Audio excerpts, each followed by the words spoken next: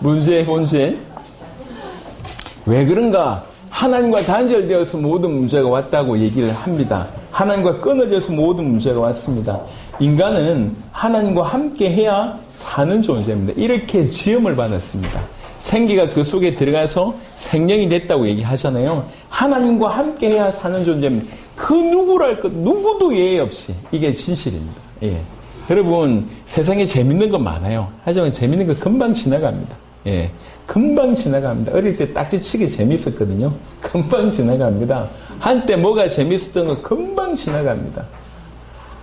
그때 말초신경적으로는 기쁨이 있을 수 있어요. 하지만 본인이 알아요. 허무하다는 거를. 예. 제가 한때, 비밀인데요. 한때, 인터넷 게임 중에 한 게임이라고 있습니다. 예. 혹시 아시는 분들은 접해보셨던 분인데, 그때 제가 뭔가 이제 사역이 약간 빌 때였어요. 사역이. 요쪽에 있다가 요쪽에 갈 때 한 몇 개월 제가 빌 때였어요. 예. 사역할 때가 아닙니다. 일단 빌 때였어요. 그때 제가 한 게임 고스톱을 접한 거지. 야, 뺏기니까 죽겠더만. 그래가지고 게임을 하면서 밤을 새본 적이 여러 번 있는 것 같습니다. 키보드를 몇 번 집어 던지고 너무 화가 나니까 이럴 수 있냐면서 완전히 그 안에 초인이 있어요. 초인. 돈 엄청 많은 초인이 있고 신이 있어요. 그 안에서 모르시는 분들은 뭔가 싶겠고 혹시 접해 보신 분들은 그 세계에 들어가니까 홈빡 빠지는 거예요. 얼마나 열심히 했는지 모릅니다. 욕 들어가면서 그 돈 모아놨던 것이 한꺼번에 이럴 때 뭐가 무너지는 것 같더라고요. 정신을 차리고 조금 나와보니까 얼마나 기가 막힌지, 그 시간이며 물질이며 한 것들이 얼마나 어이가 없는지, 그 무덤에 갖고 갈 것도 아니고, 내가 고스톱의 초인이다. 누가 알아주지도 않아. 아무짝에도 쓸모없는데, 그게 그리 재밌더라고. 반짝 아닙니까? 여러분 그런 경험 없습니까? 인생을 살아가면서, 여러분 하지만, 인간이 어떤 존재냐? 고스톱해야 존재가 아니고 인간은 하나님과 함께해야 사는 존재입니다. 사는 존재예요. 함께해야지 비로소 내가 살아있다라고 느끼는 존재입니다. 그렇게 지음을 받았어요. 하나님께서 우리를. 그래서 내가 정말로 살아있다라고 하는 것을 진실로 느낄 때는 여러분이 진실로 하나님을 깊이 만날 때 그게 무슨 말인지 이해가 될 겁니다. 모두가 절망적인 상황인데 정말로 하나님을 만나게 됐을 때 이 모든 절망적인 상황 속에서도 희망을 보게 되어 있어요. 그게 은혜죠. 하나님과 끊어져 고통과 결핍, 수많은 문제, 죽음에 처한 것이다. 이게 지금 대수롭지 않게 보여도요. 이 말 다 잘 기억하십시오. 여러분이 죄송합니다. 이 땅에서 숨이 끊어지는 순간 가장 기억될 말이 이 말일 수 있습니다. 돌이키셔야 됩니다. 허물과 죄로 죽었던 우리라고 성경은 얘기하고 있습니다. 하나님과 끊으시면 이 모든 고통과 결핍과 그 때문에 수많은 문제와 이 땅에서도 지옥의 맛을 보다가 죽어 지옥 가는 것입니다. 하나님과 끊어졌기 때문에 모든 문제가 오는 것입니다. 그럼 왜 이렇게 하나님과 끊어졌는가라고 얘기할 때에 죄 때문이다. 이사야 59장 2절은 그래서 굉장히 중요한 구절입니다. 죄와 하나님과의 단절을 잘 설명한 구절이기 때문에 그렇습니다. 오직 너희 죄악이 너희와 너희 하나님 사이를 갈라놓았고 너희 죄가 그의 얼굴을 가리어서 너희에게서 듣지 않으시게 함이니라. 여러분 하나님의 속성 중에 변함없는 속성 중에 하나가 거룩하신 하나님이십니다. 그분은 사랑의 하나님이시지만 거룩하신 하나님이십니다. 그분의 존재가 거룩하시기 때문에 그분은 죄와 죄인을 용납하실 수가 없습니다. 그분의 속성상. 여러분 그분이 거룩하시다. 이 거룩한 게 어느 정도냐면 자기 아들을 죽이셔야 될 만큼 그 거룩에는 양보하지 않으십니다. 사랑의 하나님이니까 아들을 내놓으셨지만 한편으로는 거룩한 하나님이시니까 그 아들 안에서 심판을 행하신 분이십니다. 그분의 속성이 그렇다니까요. 자기 아들에게 모든 죄를 지우신 분이 사랑의 하나님의 어떤 부분이었다고 하면 그 아들을 죽이신 사건은 거룩한 하나님의 모습이라고 우리가 조금 이해할 수 있겠습니다. 신학적인 얘기를 하는 게 아니라 이해적인 측면에서. 그래서 하나님에게서는 죄는 허용될 수가 없어요. 예. 용납할 수가 없습니다. 있는 죄를 두고 그냥 없다. 그럴 수가 없어요. 그분은 거룩하신 하나님이십니다. 그래서 죄가 우리와 하나님 사이를 반드시 갈라놓습니다. 그래서 이 죄가 하는 가장 심각한 역할이 뭐냐? 우리와 갈라지게 만든다는 거죠.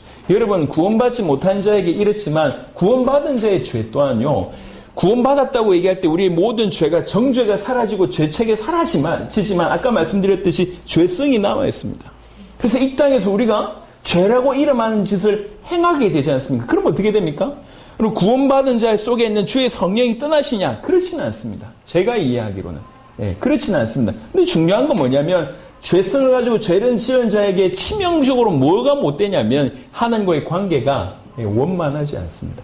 회개하지 않는 이상, 돌이키지 않는 이상 이 죄가 구원받은 자에게도 여전히 역할을 해서 하나님과 깊은 교류를 하지 못하도록 만들어요. 그래서 습관적인 작은 죄가 계속 하나님과 깊은 교제를 못하게 만들어요. 그래서 신앙생활 10년, 20년, 30년 해도 여전히 하나님이 낯선 하나님으로 남아있는 경우들이 많습니다.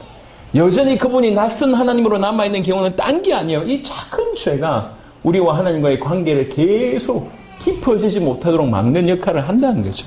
이 아무것도 아닌 습관적인 죄가 이걸 빨리 떨쳐버리시길 바랍니다. 깨어진 하나님과의 관계를 회복하는 것은 굉장히 중요합니다. 그만큼 이 죄라고 하는 것은 무서운 거예요. 우리가 생각하는 것보다 여러분 이 죄가 티끌만한 죄가 있어도 이 죄는 우리로 하여금 지옥으로 끌고 갑니다. 그 정도로 죄는 강력합니다.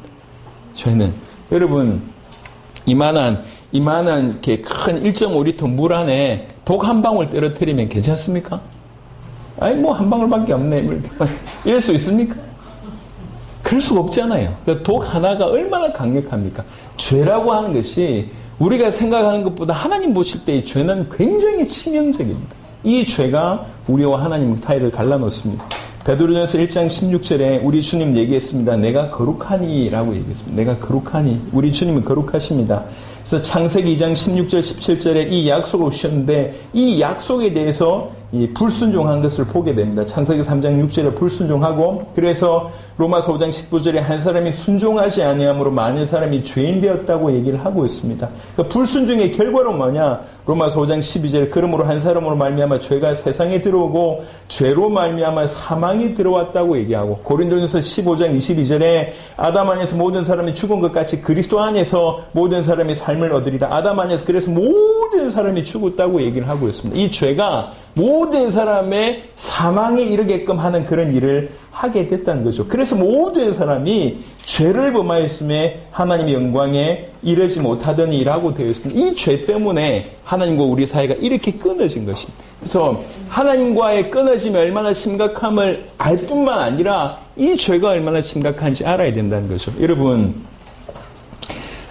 우리 인생의 문제를 죄의 문제라고 여러분들이 인식을 하는 순간부터 여러분 달라질 겁니다. 여러분 대부분의 사람들이 자기의 죄를 내가 부모 이렇게 가난한 부모 밑에 태어났고 아니면 이렇게 능력 없이 태어났고 머리 둔하게 태어났고 그때 어릴 때 누구 때문에 상처를 받았고 그때 어떤 좋은 기회가 있었는데 부모님이 밀어주지 않아서 이렇고 그런 오만 가지 어떤 사건과 상황과 그때 일어난 일들과 아니면 주변의 사람들과 특별히 부모님 원망하면서 전부 그것으로 자기의 인생의 문제의 원인을 찾습니다. 여러분 그게 아니라니까요.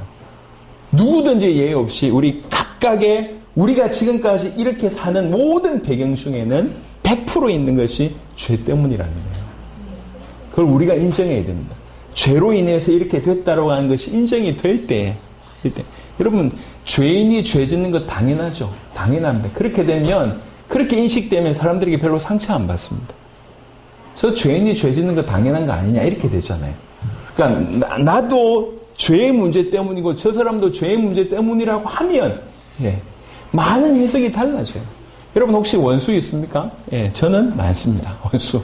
예전에도 많았고, 지금도 많은 것 같아요. 원수 용서할 수 있습니까? 여러분 인간적으로 용서가 힘들어요. 제가 A형이고 트리플 A형이라 그런지 모르겠지만 꼭 이렇게 묻어두는 형입니다. 우리는 용서 안 합니다. 꼭 묻어두죠. 기억합니다. 몇십 년 전 일 저 기억합니다. 꼭 묻어두고 또 A형이 무드만 두면 괜찮은데 한 번씩 터지거든, 이게. 이렇게 한 번씩 터뜨리고 또 후회하고 왜 그런지. A형만 그렇습니까? 다 그렇잖아요. 사람이 어떻게 용서합니까? 자기 수준을 뛰어넘어서. 근데 나의 문제가 죄 문제고 저 사람의 문제가 죄 문제라고 깨달으시면 이건 달라집니다. 나도 죄 때문에 여러분 나도 사단의 자녀고 저 사람도 사단의 자녀라고 얘기하면 달라집니다. 나도 사단에게 당했고 저 사람도 사단에게 당했다고 얘기하면 달라져요. 예. 나도 피해자고 저 사람도 피해자구나 하면 달라집니다. 해석이 달라져요. 나도 하나님을 떠나서 이렇게 고통받았고 저 사람도 그랬구나. 달라집니다. 나도 죽어있기 때문에 양심이 죽어있고 하나님 떠나서 모든 게 죽어있었기 때문에 그렇게 행동할 수밖에 없었고 저 사람도 그랬구나 라고 얘기하면 달라집니다. 여러분 인생의 문제를 이게 문제의 본질이라고 얘기하고 있지 않습니까? 문제의 본질을 이렇게 볼 수 있는 것은 진짜로 은혜입니다. 여러분 부모 잘못 만나서 그렇게 된 게 아니에요. 예, 죄송합니다. 남편 잘못 만나서 그렇게 된 게 아니야. 남편 입장도 생각해 줘야지. 사람 잘못 만나서 그렇게 된 게 아니에요. 그보다 더 근본이 있습니다. 그때 그 길을 갔어야 되는데 천만의 말씀 그게 문제가 아니라니까요. 내가 그때 잘못된 선택을 해서 그게 문제가 아니라니까요. 어떤 사람 잘못 선택해가지고 돈 날린 것 때문에 인생이 그 다음에 망가진 걸 보게 됩니다. 돈 날린 게 문제가 아니에요. 그럴 수밖에 없는 원인이 자기 안에 있었다니까요. 자기 안에 죄 때문에, 자기 안에 눈에 보이지 않는 그 하나님과 단절된 죽음 때문에, 자기 안에 이 사단의 영향 때문에 그렇다고 하는 것들이 우선 내가 그렇다고 하는 것들이 여러분들이 보여줘야 됩니다. 여러분 인생의 문제를 쭉 보세요. 지금부터 과거 지금까지 흘러온 걸 쭉 돌아보면서 이 사람 때문에 저 사람 때문에 이것 때문에 저것 때문에 아니고 죄 때문에 그랬구나. 내가 하나님 떠나 있어서 그랬구나. 사단에게 사로잡혀서 있었구나. 그랬구나. 저 사람도 마찬가지구나. 여러분들이 가장 원망하는 그 대상, 그 원수, 여러분의 남편일 수 있고 여러분 부모님일 수 있고 여러분 형제일 수도 있고 누구든지. 제가 예전에 부교육자로 활동할 때 자매 둘이가 있었어요. 친자매인데 동생은 좀 활달하고 언니는 약간 좀 그래요. 언니 자세하게 보니까 이 공부도 잘하고 얼굴도 이쁜데 애가 눈이 약간 이상하더라고. 눈이 이제 이렇게 본인의 눈이 아니에요. 성격도 내성이에요. 왜 그러냐? 이 동생이 장난치다가 젓가락을 던져 4개 꽂힌 거예요. 어릴 때. 그러니까 그 이후로 이제 눈이 제대로 안 돼 있으니까 늘 주눅들어 있는 거예요. 이게 평생 생각해 보세요. 동생도 그렇고 언니도 그렇고 그 하나의 사건 때문에 평생 매여 있는 거예요. 여자애가 멀쩡하게 이쁘게 생겼는데 눈이 지 눈이 아니야. 장애니까 뭐 얼마나 기가 막히겠어요. 이해되죠? 원망하는 거예요. 평생 그렇게 사는 거지. 근데 그게 그렇지가 않은데 정말 자기의 어떤 가장 핵심적인 걸 보지 못하면 전부 이 핑계 저 핑계 된다고. 돈 좀 없어졌다고 자살을 합니다. 인생이 여러분 돈 없이 살 수 없습니까? 돈 없이 살 수 있어요. 근데 예전처럼 못 산다 이것 때문에 무너지는 거예요. 그 정도로 약하다는 거지. 무슨 문제인지 모르고. 그러니까 전부 다른 외부에서 문제를 찾으면 일시에 무너집니다. 여러분 주변에도 마찬가지고 인생은 누구나 할 것도 없이 모든 인생은 죄인입니다. 그게 그 사람의 문제예요. 모든 인생 하나님 떠나 있습니다. 그게 그 사람의 문제예요. 모든 인생 사단의 자녀입니다. 그게 그 사람의 문제예요. 이 사람 요것 때문에 모든 문제가 왔어요. 우리가 이 부분에 대한 깊은 이해가 있으면 다른 말로 계시가 있다고 하면 달라집니다. 아까 말씀드렸습니다. 나한테 너무 괴롭히는데 어느 순간 그렇지 죄인이 죄 짓는 거 아니야. 내가 왜 상처를 받아? 그럴 수 있지. 이해할 수 있는 거 아닙니까?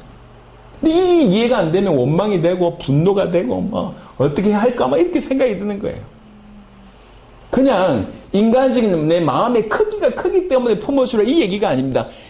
인간의 문제가 뭔지를 정확하게 이해하면 이해할 수 있다는 거죠. 사단의 자녀가 저럴 수 있지. 하나님 떠나서 분별 없이 저럴 수 있지. 이해할 수 있는 거죠. 어느 순간 저한테도 그런 일이 벌어졌어요. 아 그렇구나. 나도 피해자 저분도 피해자. 나도 죄인 저분도 죄인. 우리 주변에 모두가 그렇지 않습니까? 저도 아까도 말씀드렸듯이 이제 본의 아니게 원수들이 많이 생겼어요. 저는 원수 만드는 그런 스타일이 아닌데 이상하게 그렇게 원수들이 많이 생겼어요. 대놓고 비방하고 비난하고 이런 사람들도 많이 생겼어요. 저는 그냥 원래 저 성향으로 생각하면 용서가 안 되더라고. 예. 잠을 자다가도 깰 일이고 이게 왜 이렇지? 근데 어느 순간에 내가 우리 지금 공부하는 게 아니잖아요. 이게 지금 공부하는 게 아닙니다. 제가 지금 이렇게 똑같은 메시지를 계속 할 수 있는 이유는 이게 저한테 지식이 아니기 때문에 할 수 있는 거예요. 공부 아니에요.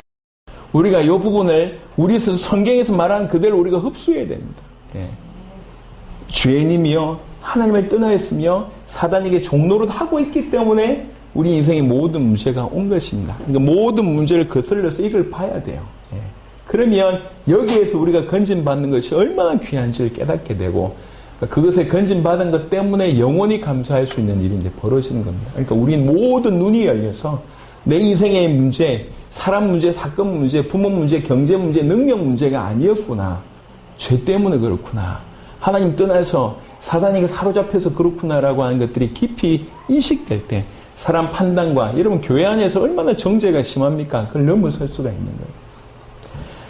자, 그러면 왜 이런 죄를 범할 수밖에 없는가 또 질문할 수 있잖아요.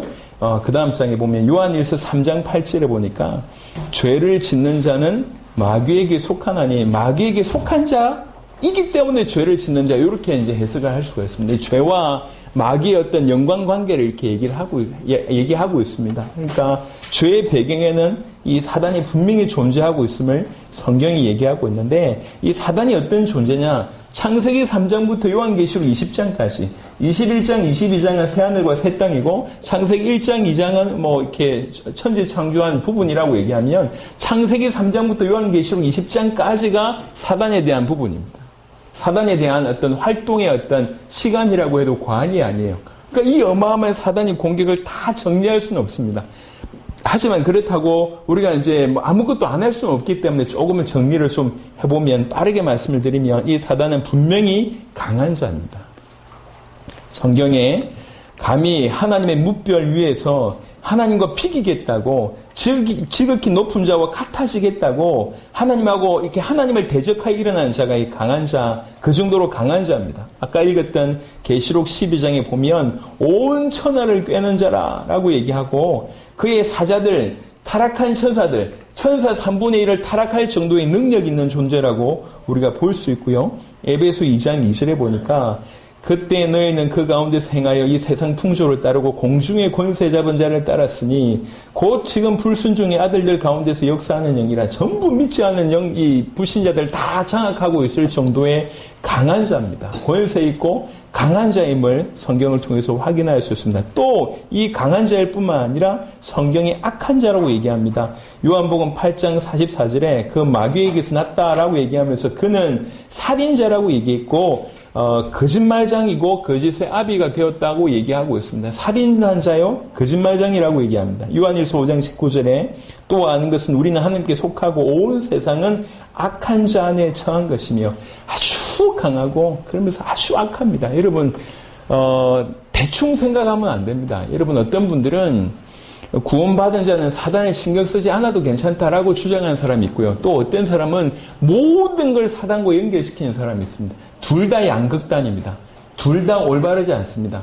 분명히 사단은 지금도 자기의 일을, 우리를 멸망시키는 일을 지금도 하고 있습니다. 하지만 우리가 그리스도 예수 안에 있기 때문에 우리가 그리스도 예수 이름으로 영적 무장, 정확한 무장을 하고 대적하기만 하면 우리는 이길 수 있습니다. 하지만 전혀 모르거나 아니면 이제 모든 것을 그것과 결부시켜서 진행한다고 하면 건강한 신앙생활은 아닌 것 같습니다. 그래서 일단은 올바로 대적하기 위해서라도 정확하게 알아야 되겠죠. 그런데 세상 임금이라고 얘기했습니다. 요한복음 12장 31절 이 세상 임금이 쫓겨나리라. 요한복음 16장 11절 세상 임금. 고린도후서 4장 4절 이 세상의 신이 강하면서 악한 자인데 권세까지 가지고 있어요. 대단한 권세를 가지고 있는 거죠. 이제 대단히 우리나라도 생각해 보세요. 우리나라의 최고의 권세를 가지고 있는 그분인데 알고 보니까 굉장히 나쁜 놈이야. 그런데 한편으로는 굉장히 똑똑해. 강한데 나쁜 놈인데 권세까지 가졌어요. 나라 어떻게 되겠습니까? 예. 뭐 정치 얘기하는 게 아닙니다. 누구를 얘기하는 게 아니에요. 한 예를 들면 그렇다는 거죠. 그런데 중요한 거는 그가 유독 우리만 공격한다고 생각하면 이거 좀 심각한 얘기잖아요. 예. 우리만 공격한다. 나만 공격한다. 여러분 믿지 않는 자는 죄송하지만 사단의 자녀입니다. 같은 편이라고요. 예. 구원받은 자는 대적이 되는 것입니다. 그래서 믿지 않는 자에게 일하는 공격하는 사단의 강도보다 믿는 자 우리에게 공격하는 사단의 강도가 훨씬 강력합니다. 그래서 진짜 예수 믿는 사람들이 어려움을 많이 당하는 것은 어떻게 보면 지극히 정상입니다. 만약에 우리가 이 땅에서의 삶만 생각한다고 하면 예수 잘 믿는 사람은 진짜 재수 없는 사람이고 불행한 사람이죠. 하지만 영원한 하나님의 나라가 성경 말씀대로 정말로 존재한다고 하면 우리가 이 땅에서 사는 복음 때문에 고난받는 삶이 가장 큰 영광의 상급이 되는 것입니다. 진짜로 이게 맞다고 하면 우리는 이게 맞기 때문에 그렇게 살아가잖아요.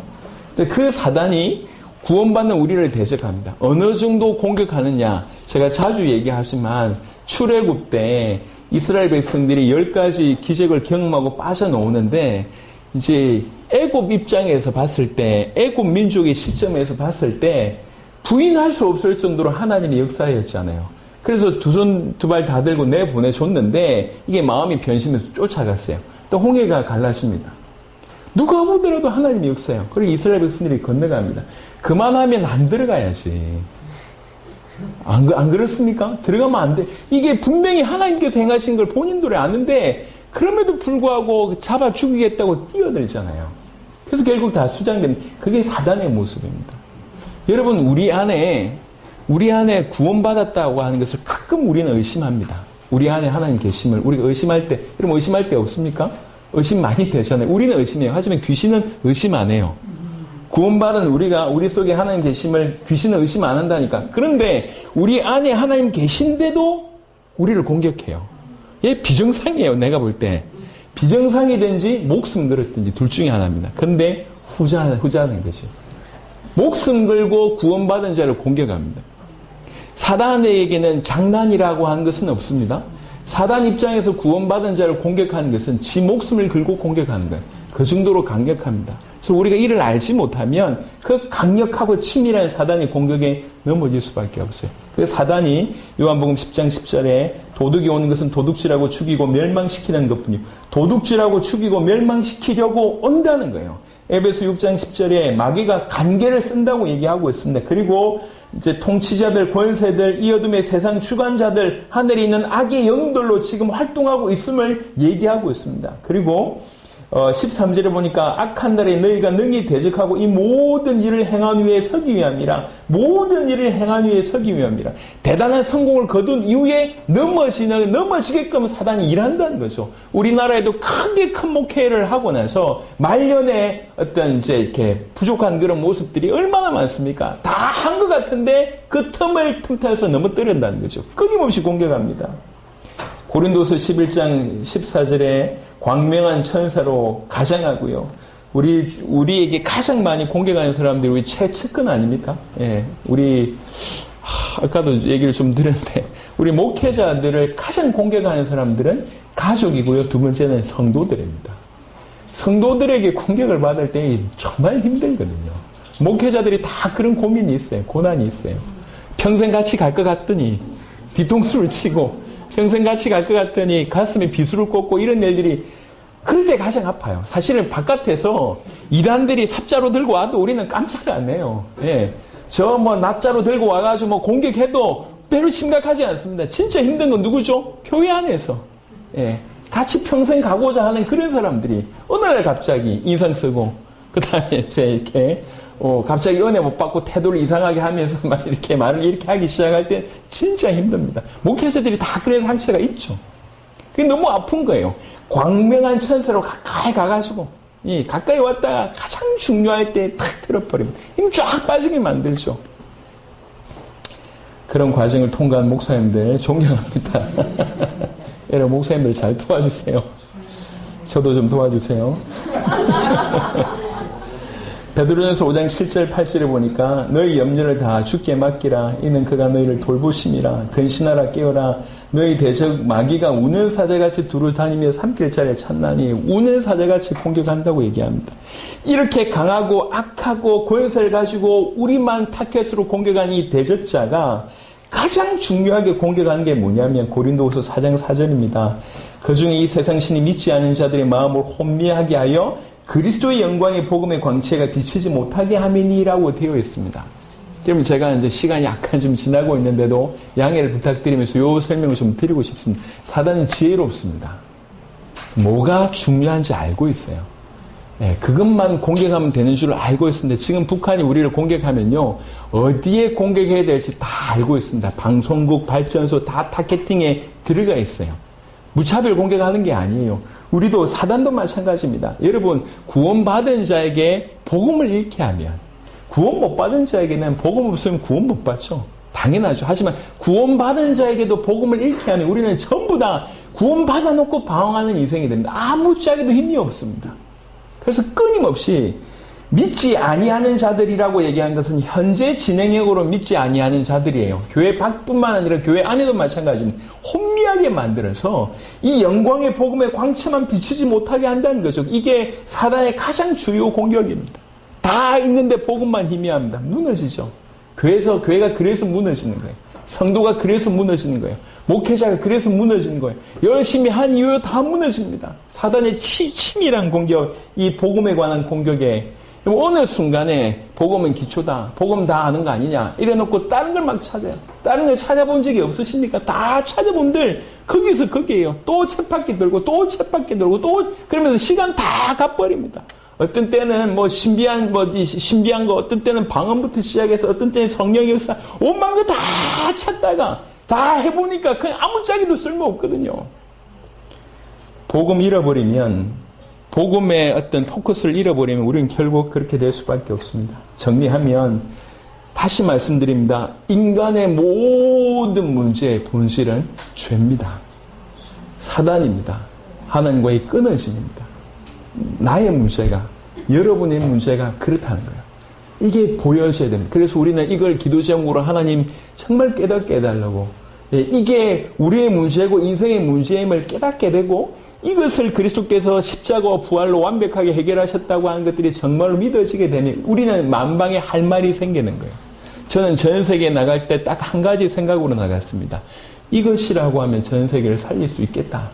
이 복음이면 전 세계를 살릴 수 있겠다. 모든 사람이 여기에 빠져 있으면 이 사람들 건져낼 수 있는 것이 복음밖에 없으면 이 복음이면 전 세계 살릴 수 있겠다고 믿어진 거예요. 여러분 죄송하지만 지금 코로나가 터졌잖아요. 여러분이 어떠다가 연구하다가 코로나 해결하는 약을 발견했어. 예, 이거면 100% 낫는데 어떻게 했습니까? 가만히 있겠습니까? 이걸로 많은 사람을 살렸을 뿐만 아니라 경제가 다 따라오는데 가만히 있겠습니까? 저는 그렇게 믿어졌어요. 예, 그렇게 들었던 이 복음이라고 해요. 제가 돈이 없고, 그 다음에 능력이 없고, 언어가 없고, 사람이 똑똑하지도 않고, 지혜롭지도 못합니다. 뭔가, 제가 늘 얘기하지만, 저는 목회자 중에 평균 이하라고 생각하는 사람입니다. 겸손을 뜨는 게 아니라 진짜로. 그런데 그럼에도 불구하고, 이 복음이면 전 세계를 살릴 수 있겠다고 믿으시니까 제가 전 세계에 나간 거 아니에요. 예, 하나님 그걸 기뻐 받으셨던 것 같습니다. 여러분들, 딴 게 아니라, 목사님 어떤 방법이 있습니까? 방법 얘기하는 게 아니에요. 여러분들에게 이 부분이 전달이 되면 모든 인간이 이 상태 가운데 있구나. 예, 복음이라야지 건져낼 수 있구나. 우리에게 주어진 복음이면 전 세계 살릴 수 있겠구나라고 주어진다고 하면 그것이 여러분들의 전 세계 살리는 길로 인도하게 하실 줄